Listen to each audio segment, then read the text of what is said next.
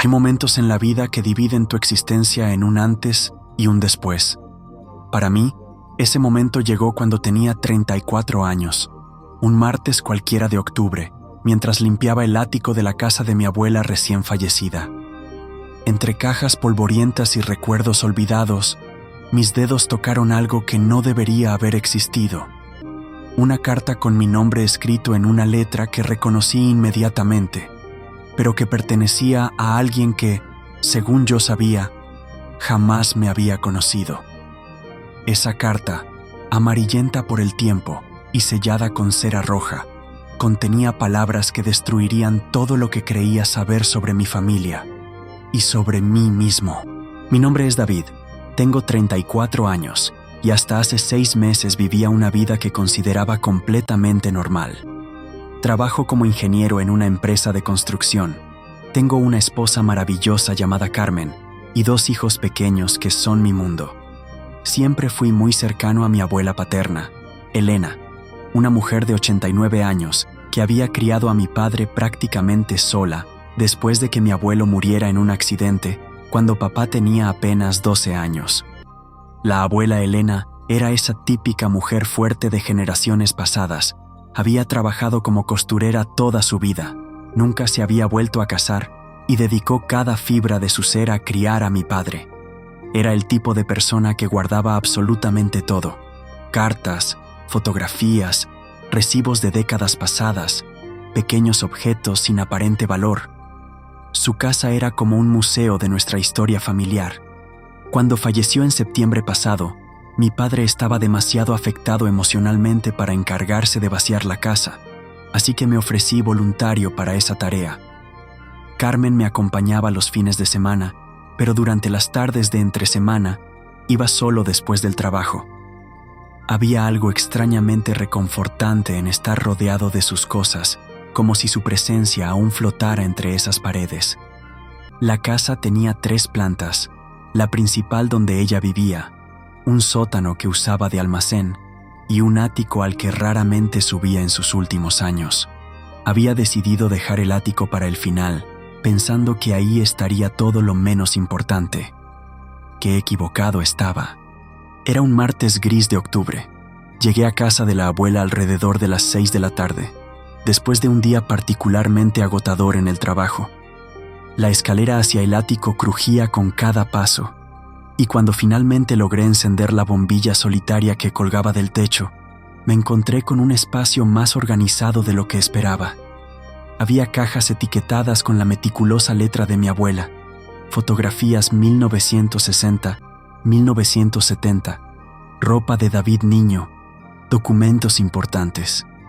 Empecé por las cajas más obvias, revisando fotografías familiares que ya conocía, documentos de la casa, recibos antiguos. Todo parecía normal, predecible. Fue cuando moví una caja pesada etiquetada como recuerdos varios, que noté algo extraño.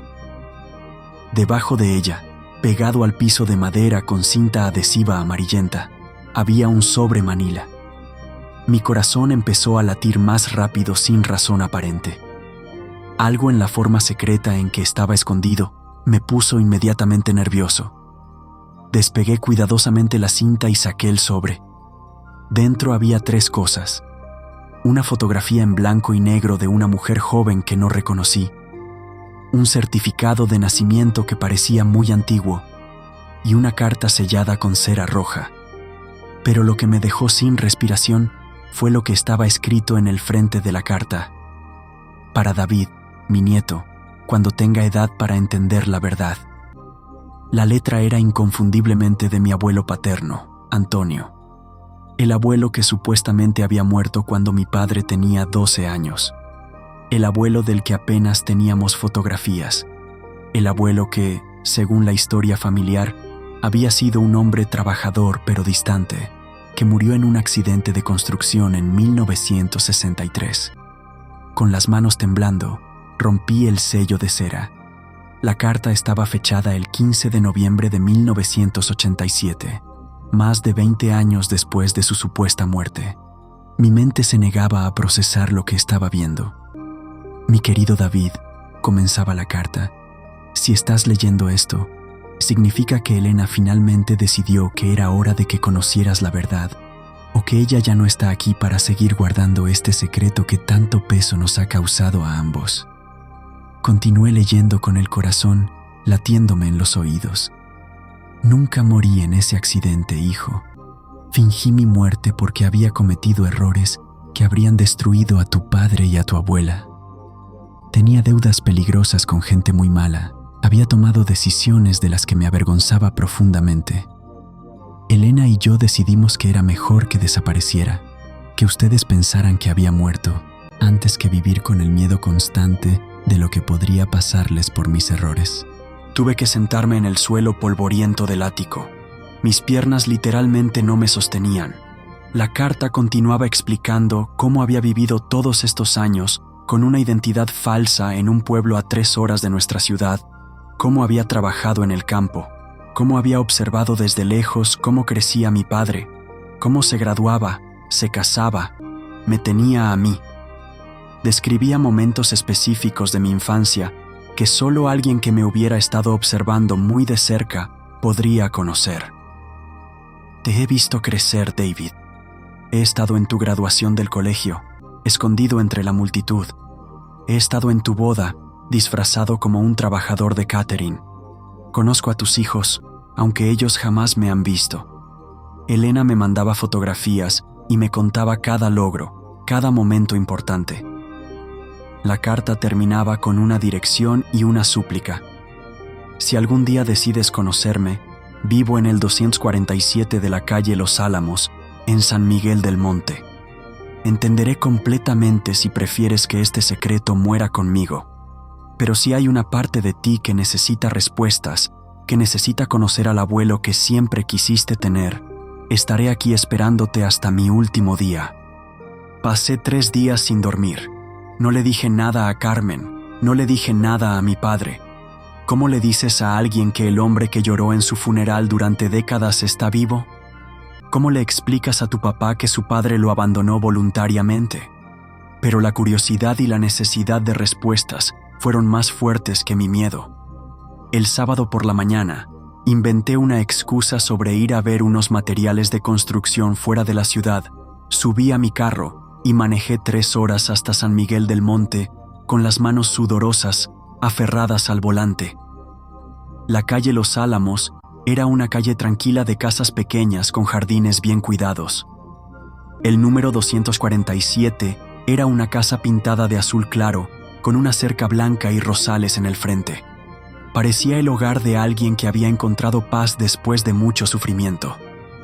Estacioné frente a la casa y me quedé sentado en el carro durante casi 1 hora, observando. Finalmente, vi salir a un hombre mayor, de unos 85 años, con el pelo completamente blanco pero aún alto y fuerte. Llevaba una regadera y empezó a regar las plantas del jardín. Era como ver un fantasma. Era como ver una versión anciana de mi padre. Era como verme a mí mismo en 50 años. Bajé del carro con las piernas temblorosas y caminé hacia la cerca. Cuando él me vio, la regadera se le cayó de las manos. Sus ojos se llenaron de lágrimas inmediatamente. «David», murmuró, y su voz era exactamente como la había imaginado durante toda mi vida. «Abuelo», fue lo único que pude decir. Nos quedamos mirándonos a través de la cerca durante lo que parecieron horas, pero probablemente fueron solo segundos. Luego él abrió la puerta de la cerca y sin decir una palabra más, me abrazó con una fuerza que no esperaba de un hombre de su edad. «Pensé que este día nunca llegaría», susurró contra mi oído. «Pensé que morirías odiándome por el cobarde que fui». Pero lo que más me impactó fue darme cuenta de que no sentía odio. Sentía una mezcla extraña de dolor, confusión, pero también un alivio profundo. Finalmente, las piezas faltantes de mi historia familiar estaban empezando a encajar. Pasé 4 horas en esa casa azul, escuchando la historia completa. Mi abuelo había vivido 35 años, cargando con el peso de su decisión, trabajando en el campo, enviando dinero anónimamente a mi abuela, a través de intermediarios, observando desde lejos cómo su familia crecía sin él. Las deudas que había tenido habían sido con prestamistas ilegales relacionados con el juego. Había apostado la casa familiar. Había puesto en riesgo todo lo que mi abuela había construido. Fingir su muerte había sido la única forma de protegerla a ella y a mi padre del peligro real que representaban esas personas. Ahora soy el guardián de este secreto. He decidido no decirle a mi padre que su padre está vivo, al menos no todavía. Él ya hizo su duelo, ya encontró su paz con esa pérdida. Pero yo sigo visitando a mi abuelo cada 2 semanas. Mis hijos han conocido a su bisabuelo, aunque para ellos es solo don Antonio, el amigo del abuelo de papá. La abuela Elena se llevó este secreto a la tumba, pero me dejó la llave para descubrirlo cuando estuviera listo. A veces pienso que ella sabía exactamente cuándo iba a encontrar esa carta, como si hubiera orquestado todo desde el más allá. Hay secretos que destruyen familias y hay secretos que, de alguna manera extraña, las protegen. A veces la mentira más dolorosa es también el acto de amor más profundo.